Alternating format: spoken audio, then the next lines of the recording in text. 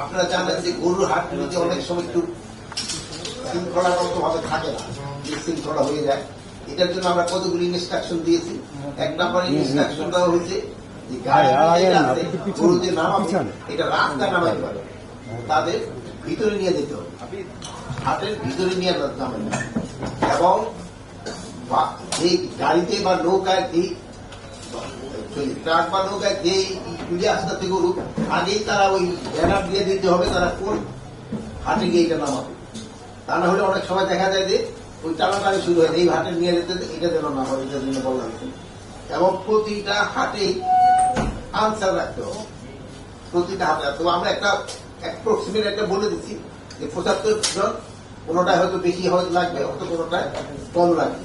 এইটার জন্য আমরা এই নিরাপত্তা প্লাস বলে গরুর ডাক্তারও থাকতে হবে, যেহেতু অনেক সময় অসুস্থ গরু ঝুড়ি যেন বিক্রি না হয়। প্লাস অনেক সময় আছে যে গরুর আঘাতেও কিন্তু অনেক সময় লোকজন আহত হয়, এই জন্য একটু ফার্স্ট এডেরও ব্যবস্থা রাখতে হবে। আরেকটা হলো ভালো খবর হলো, আমরা তাদের অনুরোধ করছি যে এখন তো 5% করে হাসিল নেয়, 100 টাকায় 5 টাকা। আগামী বছর থেকে যেটা এটা 100 টাকায় 5 টাকা না, ইহাতে একটাই কমানোর জন্য। বাট এবার আমরা কমাইতে পারবো আমরা এই জন্য যেহেতু অলরেডি টেন্ডার হয়ে গেছে, যেহেতু টেন্ডার হয়ে গেছে এখন তো আর আমাদের পক্ষে করা সম্ভব।